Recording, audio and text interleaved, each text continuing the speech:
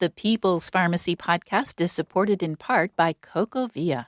CocoVia cocoflavanols support both cardiovascular health and cognitive function by promoting healthy blood flow, transporting oxygen and nutrients to vital organs and muscles, including your heart and brain. CocoVia now comes in an even more concentrated formula with 450 milligrams of cocoflavanols, 5 times more than the leading dark chocolate bar and 15 times more than the leading cocoa powder. CocoVia has a proprietary process that preserves cocoflavanols at the highest levels, and the product undergoes rigorous testing at every stage, which allows them to guarantee the highest level of cocoflavanols per serving and to provide the purest, highest quality product possible.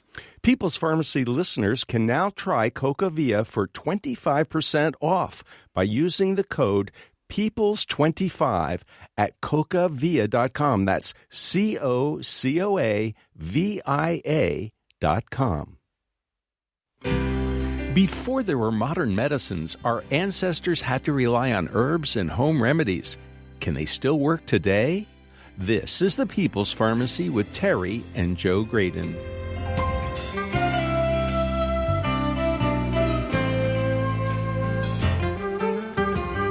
Apple cider vinegar has a long history. American colonists used it to treat a range of ailments. In the mid-20th century, Dr. D.C. Jarvis wrote a popular book called Folk Medicine, A Vermont Doctor's Guide to Good Health, featuring apple cider vinegar.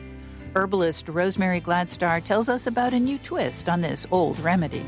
Skeptics maintain that vinegar has no health benefits. Have you ever used vinegar for anything besides salad dressing? What about other inexpensive approaches? Coming up on the People's Pharmacy, we're taking your calls and questions about your favorite home remedies.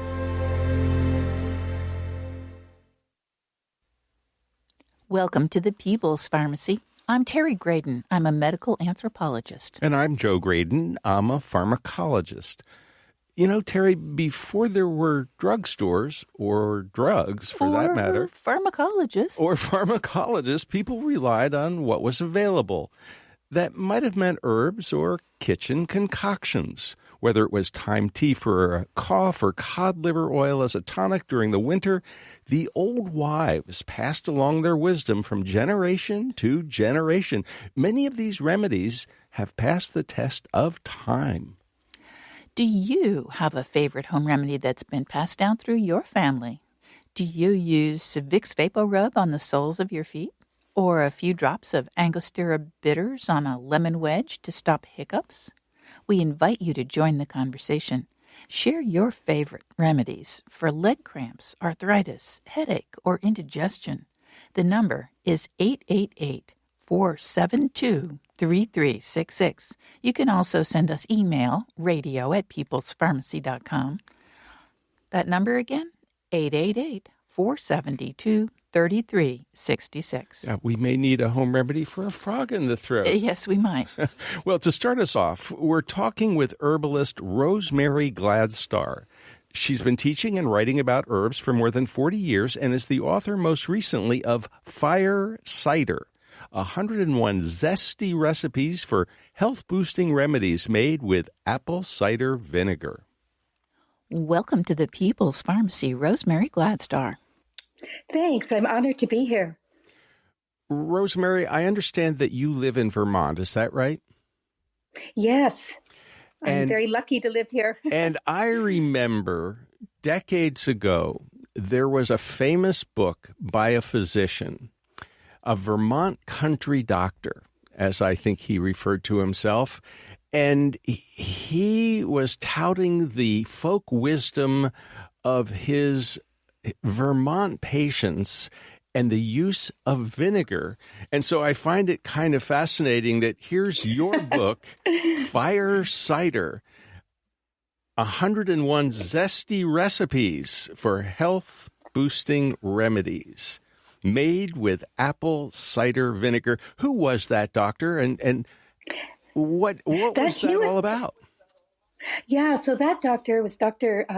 Jarvis, and he actually lived in the small town that was where I used to live. And I just moved recently. And he was renowned in Vermont, but he also became very well known throughout the country for that book that was published, I believe, in the 1950s, if I recall correctly. And he was a regular medical doctor, but in treating his patients, he began to, and he listened to them. He was one of those old fashioned doctors that really took time with his patients and listened to them. And as he listened to them, he began to realize that there was a lot of wisdom in what they were saying and what they were using. So one of the remedies that was quite common here in Vermont was the use of apple cider vinegar. Actually, I might say it was common throughout the country, but it was apple cider vinegar and usually with honey or sometimes with maple syrup added. He felt it was the perfect alkalizing remedy, and he learned this actually by listening to his patients, that it actually was used for a wide range of problems. And he felt that it was because of that alkalizing effect on people. So yes, it is kind of unusual, isn't it, that I would follow up, 40 years later with this book on apple cider vinegar recipes, and one in particular, the fire cider recipe.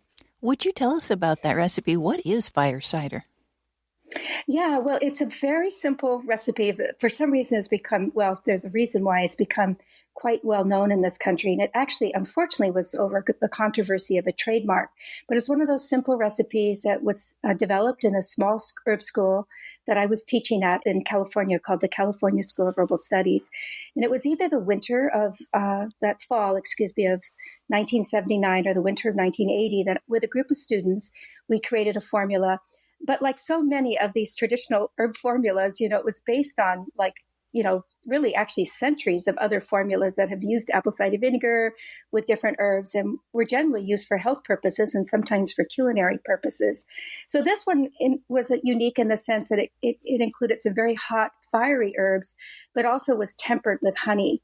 And that I came because I had read Dr. Jarvis's book and was very impressed by the work he was doing. So it was a combination of herbs that you could get at the grocery store. You didn't have to go to a health food store, which were very uncommon in those days. And you could grow them easily in your garden. And it was created around that idea that this would make a very simple recipe that anybody could make. And it would be used for preventative purposes as well as healing purposes. The original ingredients were horseradish, onion, garlic, cayenne peppers, ginger, and then honey, and of course the apple cider vinegar that it was infused in. So that recipe, as I mentioned, has become incredibly well known in this country because it is a good recipe, and it became quite popular among herbalists and other people interested in health and healing. But because primarily the popularity, I think, has come about because of the controversy over the trademark. Well, tell us about that controversy, please, just briefly. Well, yeah, well, so for, really literally for centuries, herbalists have freely shared recipes, and many of these recipes are considered legacy formulas. They've been shared openly and freely. And of course, people trademark remedies all the time, and they do that because for important reasons. It's a way of protecting your recipe. And if you want to, as you invest lots of money in your promotion and advertising, you don't want somebody else to come and just copy it.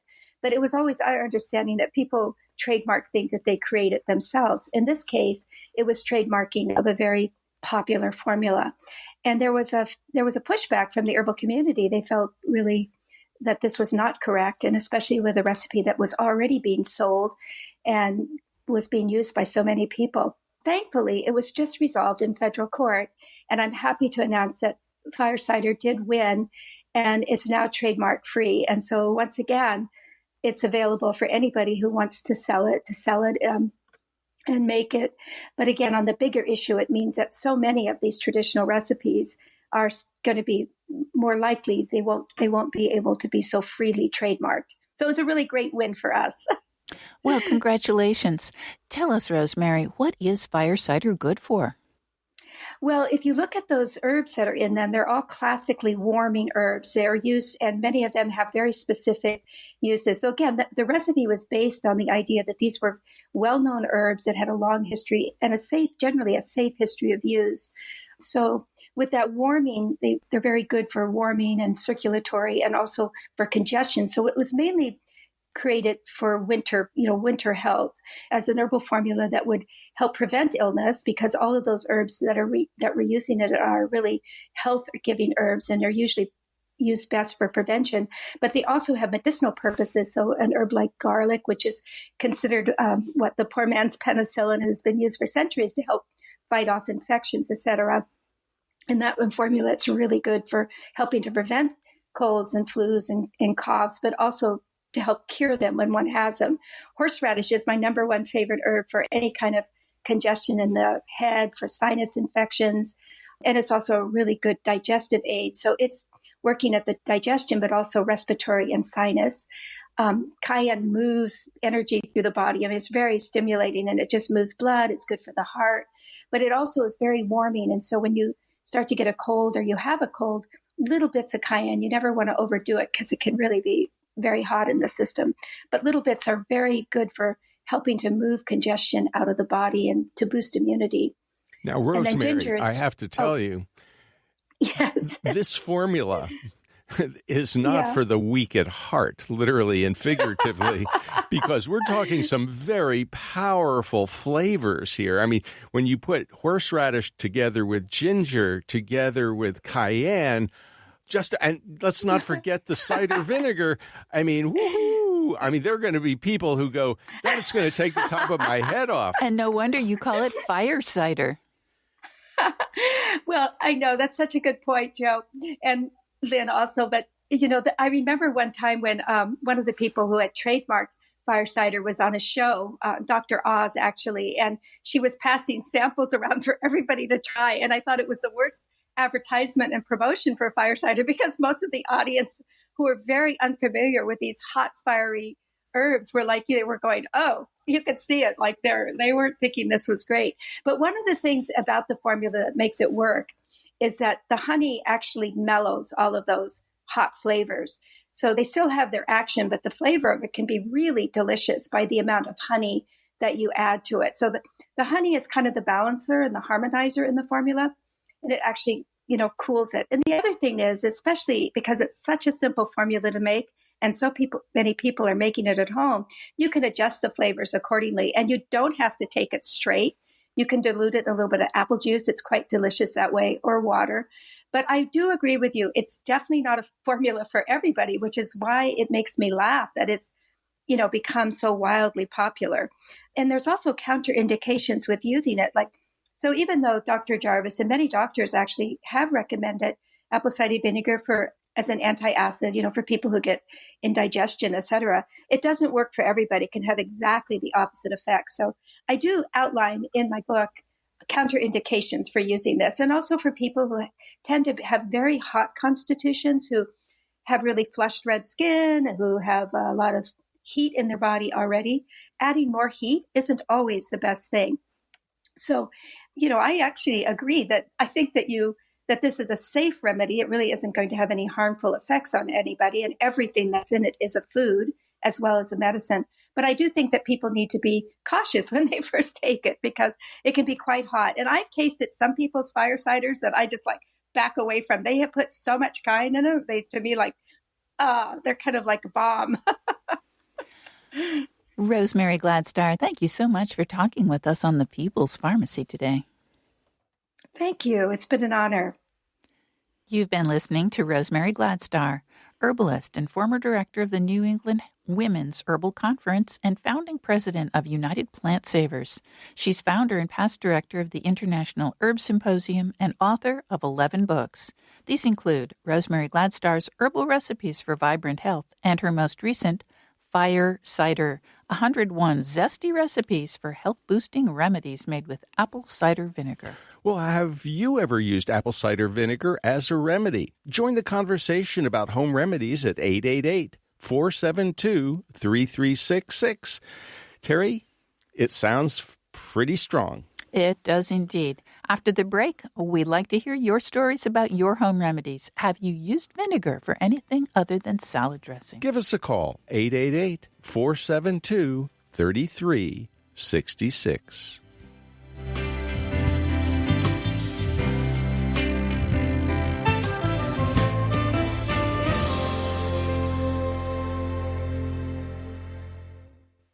You're listening to The People's Pharmacy with Joe and Terry Graydon.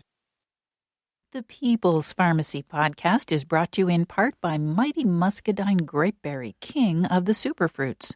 100% natural, plant-based supplements, juice, snacks, and more. The muscadine grape is a berry, providing greater health benefits than blueberries, cranberries, and the whole berry family, with oxidative damage-fighting antioxidants to support cardiovascular, immune system, and joint health. At Mighty Muscadine, full-time chemists and food scientists check all their products for quality and purity. Find out more online at mightymuscadine.com. And right now, when you order online, you'll save 20% on all Mighty Muscadine grape products by entering the code MIGHTY20. That's MIGHTY 20. The People's Pharmacy podcast is sponsored in part by Kaya Biotics. KAYA Biotics offers the first probiotics which are both certified organic and hypoallergenic. All probiotics are produced in Germany under laboratory conditions with high-quality ingredients and under strict regulatory oversight. The 3 available formulas are created for very specific purposes, such as strengthening the immune system, fighting yeast infections, and helping with weight loss. To learn more about Kaya Biotics probiotics and the important topic of gut health, you can visit their website, KayaBiotics.com. That's KAYA Biotics.com. Use the discount code PEOPLE for $10 off your first purchase.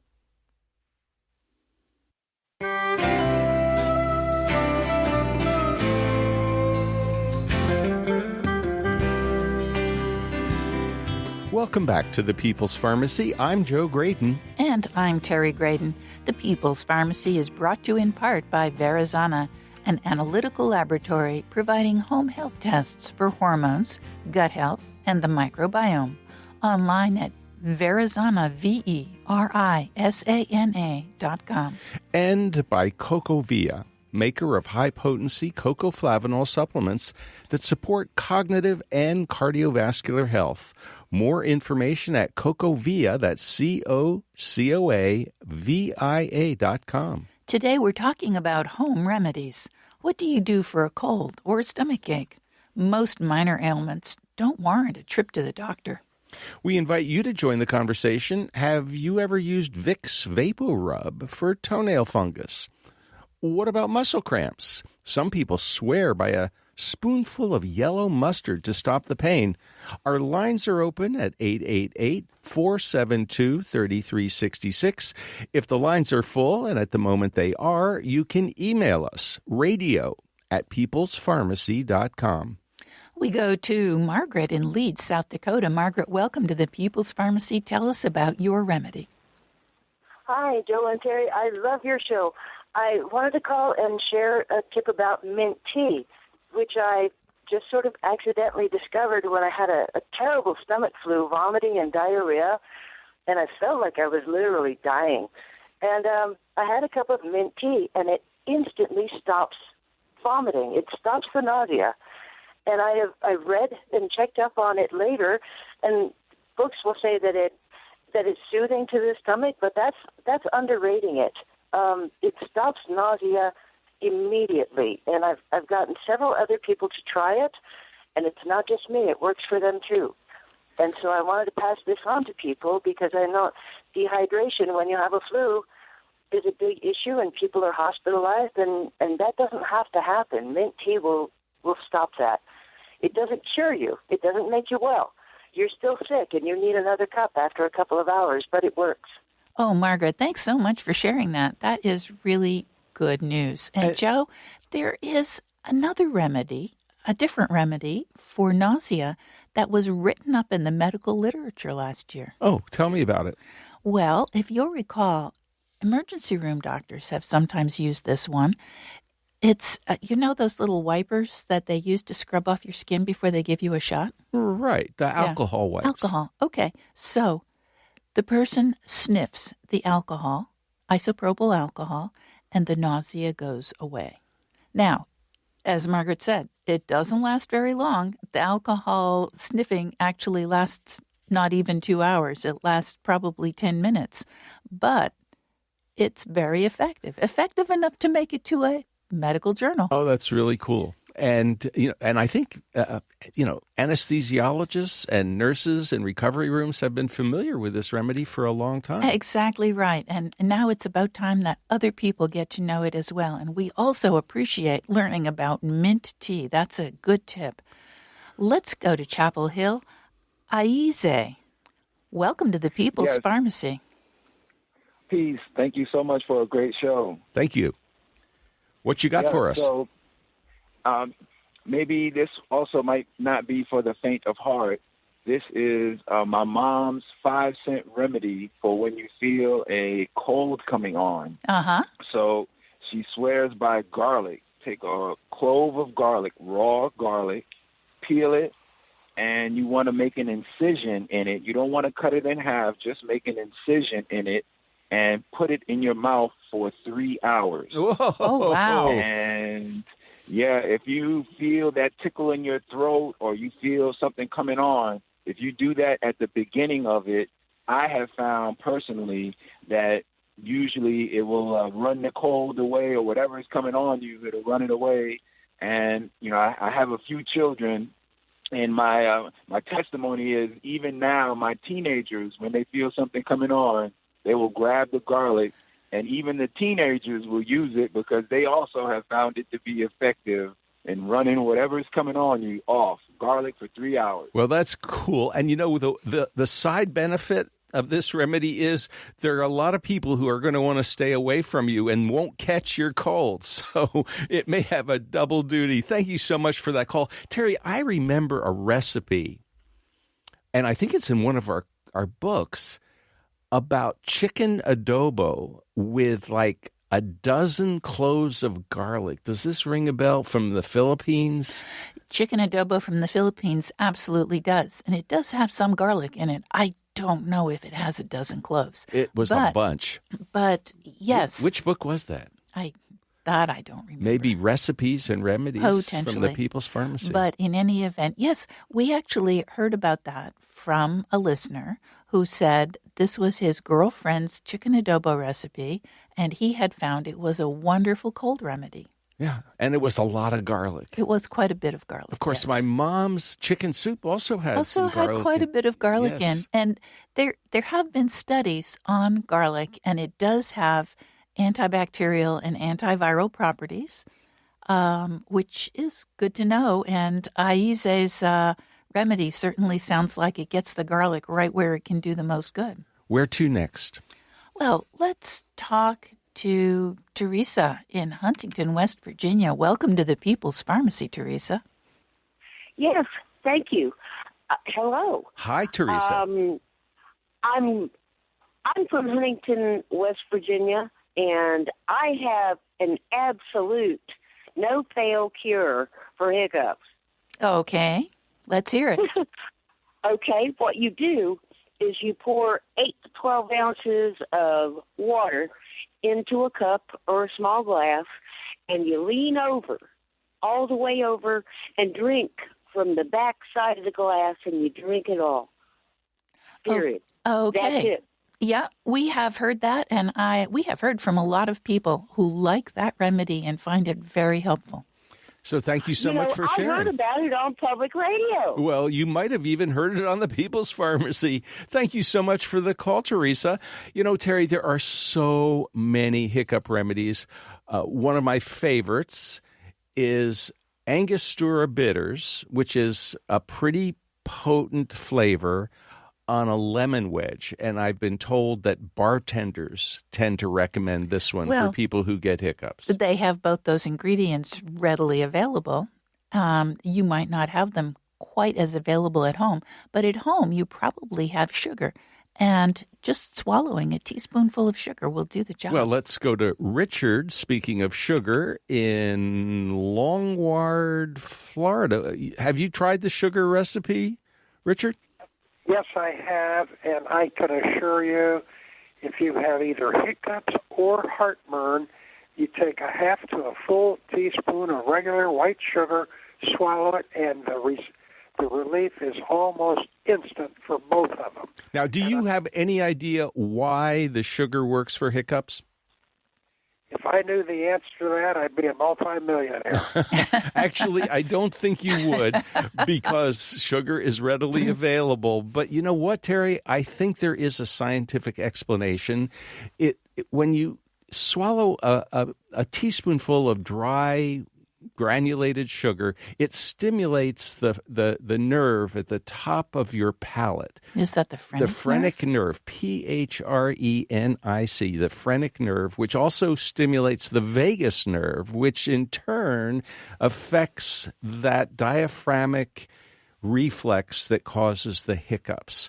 And so it could probably be anything that was granular would probably work, but we have actually seen it written up in the medical literature that doctors have used a teaspoonful of granulated sugar to end hiccups fast. So here's a question.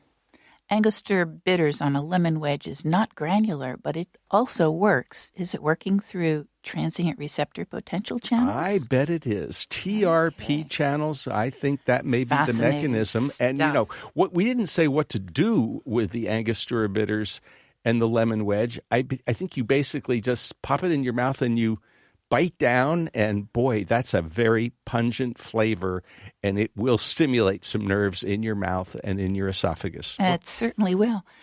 Robin in Fayetteville, North Carolina, tell us about your remedy for hiccups, please.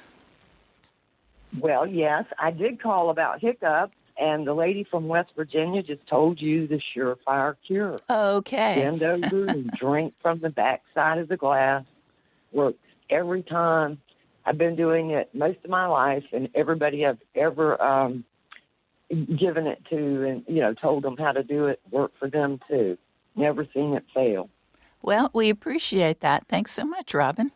Terry, I've got an email, and I think you'll find it kind of interesting.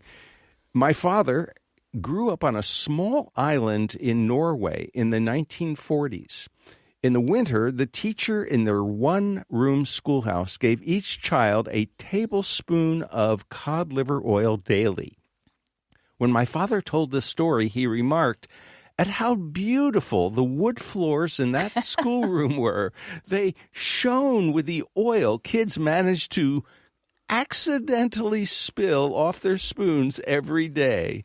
This was a good way to get vitamin D during a Norwegian winter. Absolutely. And cod liver oil, especially in those days, had a lot of vitamin D, vitamin A, and Norwegian winters, you don't get any sunshine, and you need that vitamin D. So the cod liver oil was a good way to do that. Yes.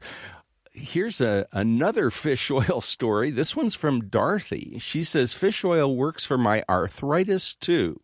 Years ago, I had arthritis in my neck.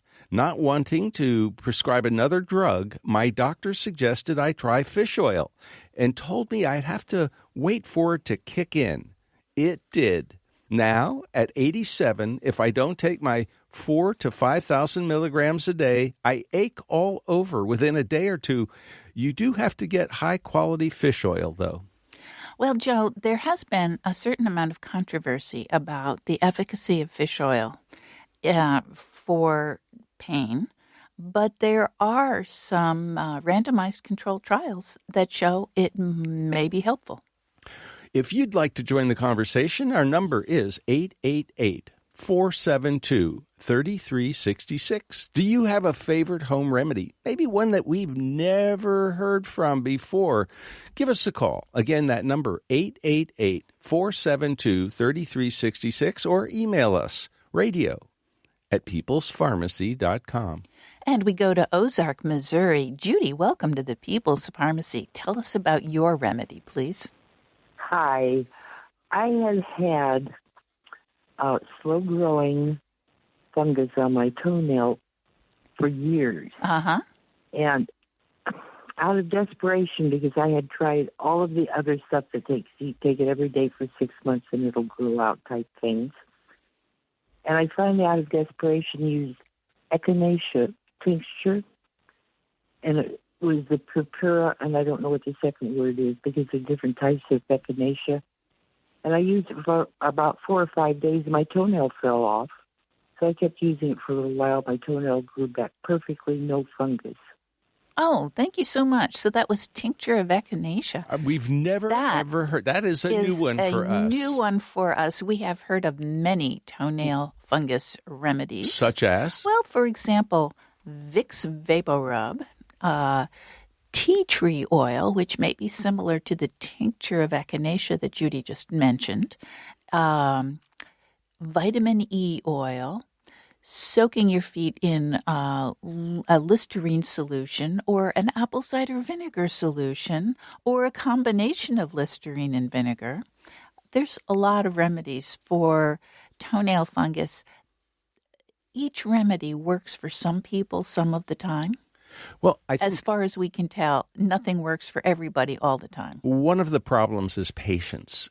If you were to get a prescription medicine, oral or even topical prescription medicine, it could take anywhere from 6 months to a year for it to actually work because ultimately the nail has to grow out, and that takes a very long time. Joe, we've got an email from Lenore who says she uses sauerkraut juice for constipation or to prevent it. Drain the juice from a can of sauerkraut when you're making a sauerkraut dish.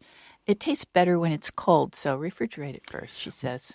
Speaking of constipation, Terry, didn't we read something about coffee, decaffeinated or caffeinated coffee? There's something in coffee. Actually, there's a lot of stuff in coffee. Yes, coffee is a complex mixture, like most botanicals. It's got a lot of different components. And yes, there is actually research in the medical literature on coffee for people after abdominal surgery when everything tends to shut down and they want everything to start up again before they release you from the hospital. Well, there is research showing that coffee actually speeds everything up and can get you out of the hospital up to a day or two faster than if you don't have any coffee. And this was a really reputable journal, wasn't it? Like Clinical Nutrition? Yes, that's exactly what it was.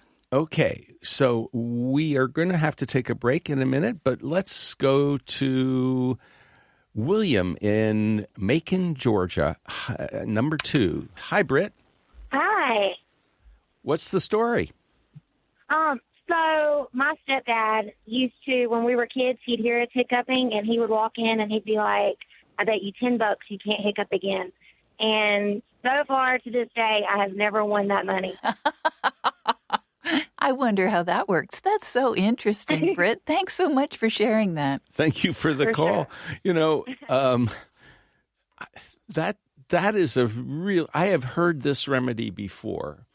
I don't think it's ever been tested. I think it was that you were supposed to try and grab the money as it got dropped. That's a variant. That That's another variant. But it does appear to focus the mind on something else to the extent that the hiccup goes away. That's fascinating.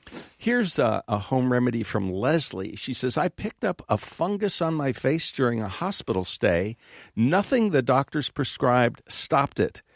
I started wiping straight apple cider vinegar on it. Stung a bit, but wiped it out completely.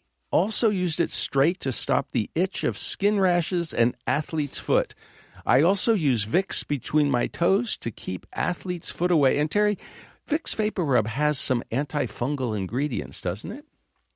Vicks VapoRub definitely has antifungal ingredients, especially, they're listed on the label as inactive ingredients. Right, because the Food and Drug Administration probably would never approve the ingredients in Vicks for athlete's foot. And the manufacturers of Vicks have not submitted data to the FDA proving that it has the ability to cure, for example, toenail fungus, although there is one study that was done showing that it can be helpful. As I said, nothing works for everybody. Helpful for? toenail fungus. Yes. Well, we're talking about your favorite home remedies today. We learn more about home remedies from our listeners than just about anything else we read. Coming up, we'll learn about Vicks on the soles of the feet for a cough. Oh, and we may talk about soy sauce for a burn. One of the reporters at WVTF in Virginia told us once about using soy sauce in a rubber glove to ease a kitchen burn when she had grabbed a hot pan. Another listener told us that cold yellow mustard saved the day after his brother put his hand on a hot wood stove. Our lines are open for your favorite home remedies, 888-472-3366. Email us, radio@peoplespharmacy.com. You're listening to The People's Pharmacy with Joe and Terry Graydon. This People's Pharmacy podcast is brought to you in part by Verizana.com. Verizana Lab offers home health tests that allow you to monitor your hormones and health conditions. You can take control of the quantitative assessment of your health and learn about male and female hormone balance, the stress hormone cortisol, leaky gut, gluten intolerance, or your gut microbiome. Take a more active role in tracking your health and take 20% off your first order of a mail-in testing opportunity with the discount code PEOPLE. That's PEOPLE, all uppercase. To learn more, go to Verizana.com. That's VERISANA.com.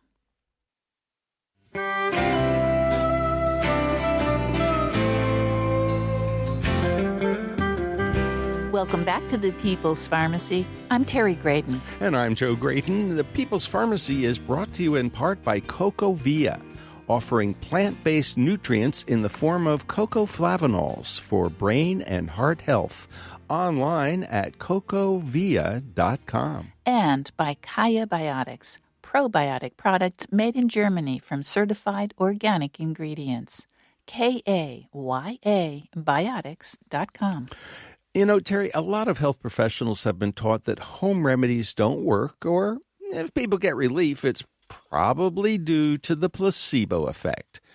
Several years ago, we talked with Dr. Bruce Bean, a professor of neurobiology at Harvard Medical School. He and his Nobel Prize-winning kayaking buddy, Dr. Rod McKibben, figured out why mustard, vinegar, hot sauce, ginger, other sharp flavors can stop leg cramps fast. There is a neurobiological explanation, and it's been studied in the journal Muscle and Nerve in 2017. Here's their conclusion, quote, TRP agonist ingestion attenuated exercise-associated muscle cramping characteristics without affecting motor function. Now, that's complicated doctor speak. Yeah. What does it mean?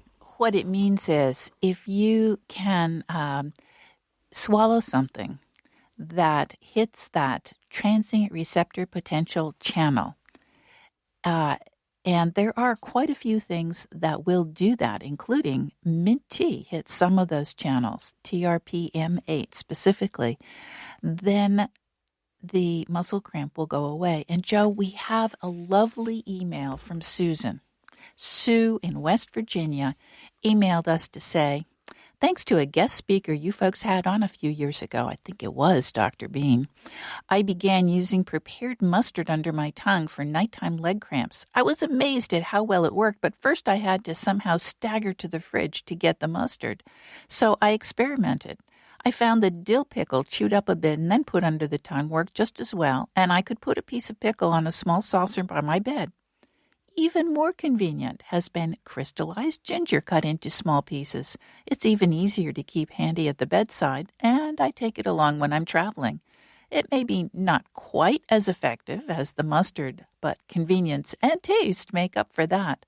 I've been surprised that a number of my physicians also suffer from leg cramps, and I've been happy to share my remedies with them. Oh, now, nice. Ginger, pickles, and mustard all activate the transient receptor potential channel. Those TRPs, yes. And, you know, someone once said, if you go to a fast food restaurant, you could pick up some yellow mustard packets and keep them by your nightstand. And that way you don't have to get up and walk to the refrigerator suffering every step because of those muscle cramps. So that's another inexpensive and handy way to have something right there at the bedside. Absolutely. Our number, if you'd like to share your remedy, is 888-472-3366, and we go to Hayes, Kansas. Charles, welcome to the People's Pharmacy. Tell us your remedy, please. Well, hello. I've always done this since I was a small child, and it's a shot of vinegar, just a lid full off the jar is enough to wipe hiccups out almost immediately. Okay, so you swallow this little capful of vinegar, and it makes your hiccups go away. Yeah, and I just had a friend. I made some chili with some peppers in there, and he started hiccuping, and he couldn't get rid of it. And I said, man, just take a shot of vinegar. And boom, it was gone. Oh, that's great. Thanks so much, Charles. Thank you, Charles. Terry, I know exactly what Charles is talking about, because when I eat something that's just way too hot, I start hiccuping. And I've never tried the vinegar, but that's a terrific idea. And you know what? I bet the vinegar is stimulating those TRP channels in the mouth. I'll bet it is, because we know that it can do that. Shall we go to Chapel Hill? Please. Brian, welcome to the People's Pharmacy. Hi. What's up, Brian? What's up? Well, I'm afraid you asked for original recipes. This is sheer plagiarism. I went to a book written by Terry and Joe Braden, page 148, I believe. And there, because I came down with this awful cold, woke up in the morning, and I thought, oh no, a whole week of this. And so I quickly went to that page, and I got that recipe about sage. So I go press pot, and I put the sage in, just as you told me to do. And then I thought, well, you're always supposed to put a little bit of turmeric. That's the magic potion. Risk of making everything in your house yellow. But you put some of that in. I had some ginger. I sliced that up and diced it and put that in. And then, what else? Lemon juice. And then a bit of the rind, chop that up and put it in. And then some honey from a neighbor. And you put that in for 5 minutes in the press pot.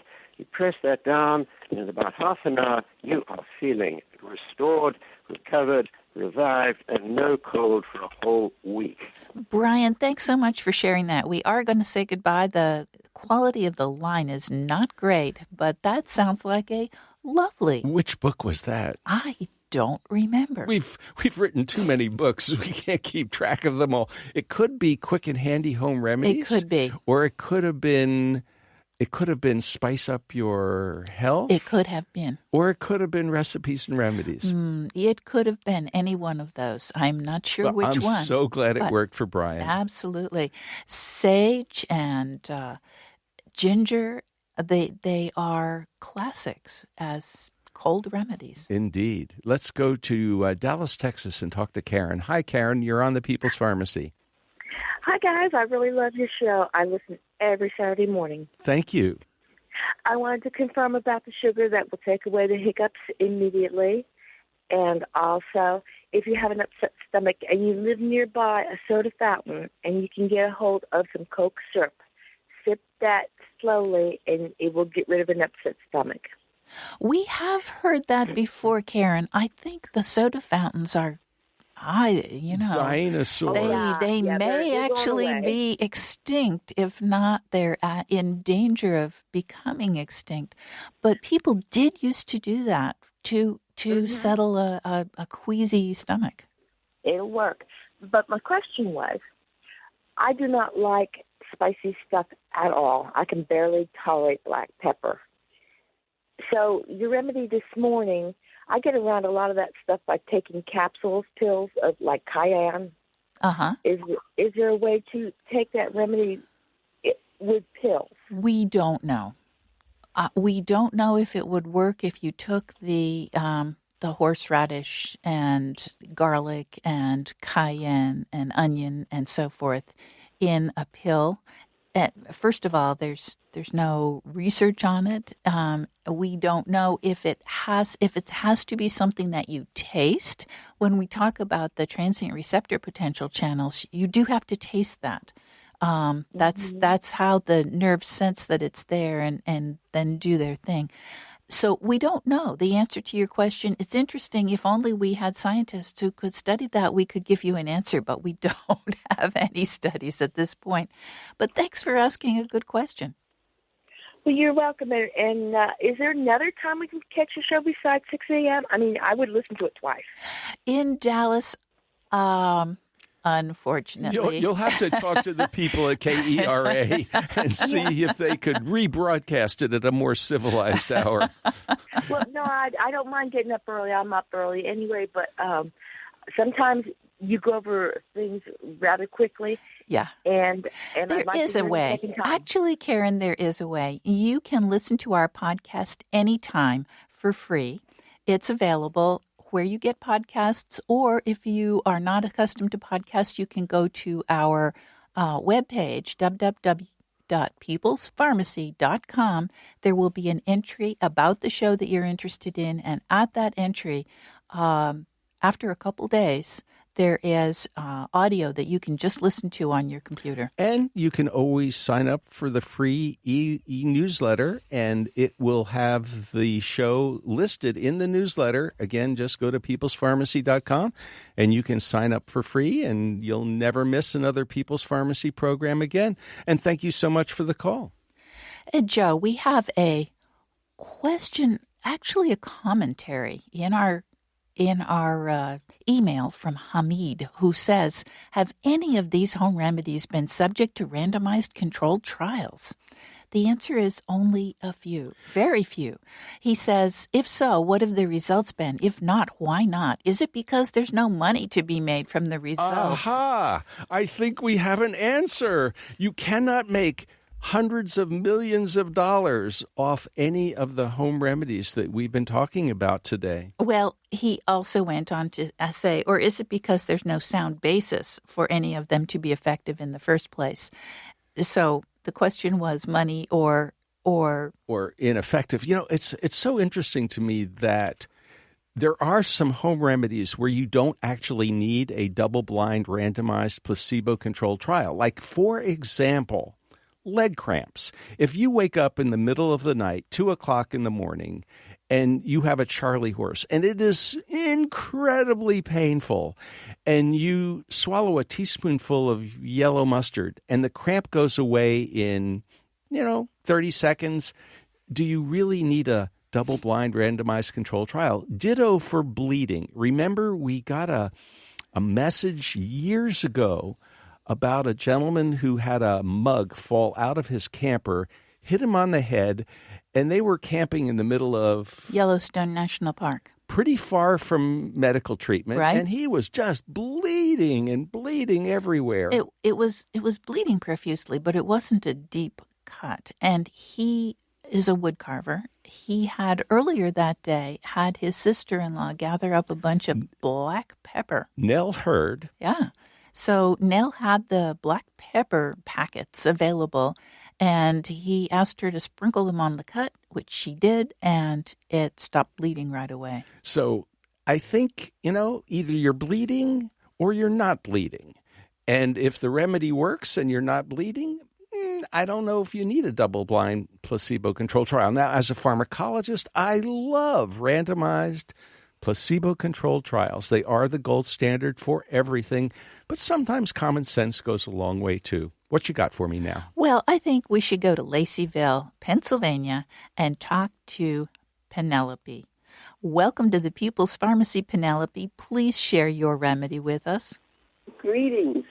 I use chamomile and mint tea every day for my 97-year-old mother and myself to help with elimination, help with digestion, because it just seems to soothe the innards so they are not uncomfortable or painful, and it's also calming, and it's good for going to sleep too.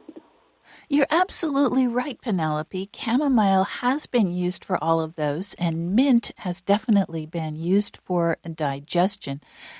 You might recall, since your mother is 97, you might be old enough to recall this yourself, Beatrix Potter's Peter Rabbit story, in which Peter got himself a pretty good case of indigestion by eating all the vegetables out of Farmer McGregor's garden. And what did his mother do for him, Joe? Chamomile tea. That's right. Absolutely.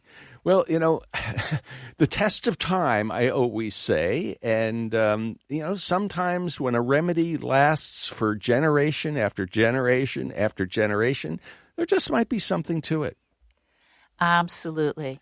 And do we have time for one more? Maybe not. Let me share an email. Another email from Sue, who says lemon balm. It's also called Melissa. It's a member of the mint family, and it grows in the garden. I can attest it grows very easily in the garden. She says it's marvelous for what I call midnight motor mind. I make a syrup. Whoa. Equal Midnight motor mind. Right. When you go to bed and you can't go to sleep because you keep churning over everything that's happened during the day and what you have to do next day. Tired but wired. Yeah. So Sue says I make a syrup of equal parts lemon balm leaves and boiling water, and after straining it, I add the same volume of sugar and I boil it to make a syrup. If I wake up in the middle of the night and can't get back to sleep, I take a spoonful and it does the trick. Nice. How about that? Very nice. We talked a little earlier about Vicks Vapor Rub. Well, Larry says in his email, I had toenail fungus on my big toe on my left foot for almost a year and a half. I started using Vicks Vapor Rub and covering it with a Band-Aid. I did that.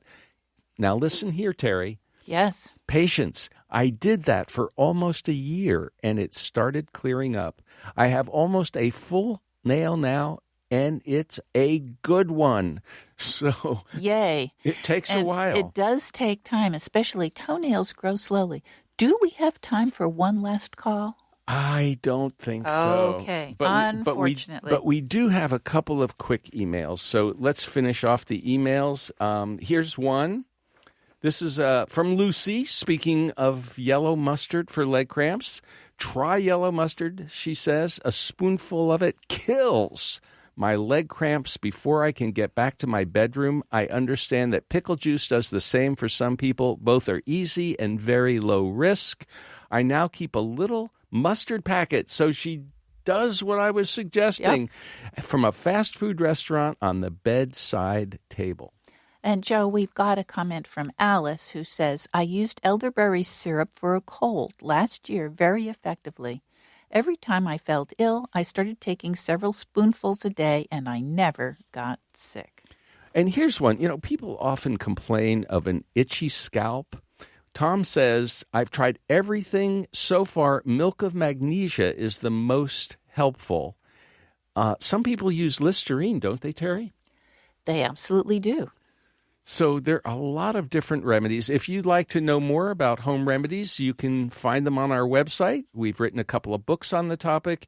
We love sharing home remedies, especially around this time of year. A lot of people experience heartburn, and, there are lots of heartburn remedies. I've always been fascinated with almonds. Why would almonds work for heartburn? And yet they do. For some people. Many people have reported to us that eating just a small handful, maybe half a dozen almonds after a meal seems to keep the heartburn away. Let's see. I've got one last one, and this one is from Dorothy. She says, fish oil. I think we already got that one. You did that yes, one. But here's one. A review of 3 large RCTs, randomized controlled trials, show that fish oil reduces the risk of dying from cardiovascular causes, and a meta-analysis found that fish oil can reduce the risk of heart attacks and premature death, and that was published in the Journal of the American Heart Association in October, a very highly regarded journal. Indeed. And now I believe we are out of time. We are. Thank you so much for listening and for sharing your stories. And we thank Rosemary Gladstar for talking to us earlier today. Lynn Siegel produced today's show. Pamela Alberta provided technical assistance. Jenny Lawson engineered. The People's Pharmacy is produced at the studios of North Carolina Public Radio, WUNC. The People's Pharmacy theme music is by B.J. Liederman. To order today's show, you can call 800-732-2334. Today's show is 1191. Again, the website, peoplespharmacy.com. And when you visit the site, tell us what you think about the show and add your own favorite home remedy. Yeah, we just love those home remedies. When you're at the site, you can also sign up for our free online newsletter if you want to learn about home remedies or drugs or lots of other things. It's an easy way to stay on top of breaking health news. You could also subscribe to the free podcast of the show. That's all at peoplespharmacy.com. Now, speaking of drug alerts, I just issued a health alert with regard to nitrosamines in metformin. Well, in Durham, North Carolina, I'm Joe Graydon. And I'm Terry Graydon. Thank you for listening. Please join us again next week.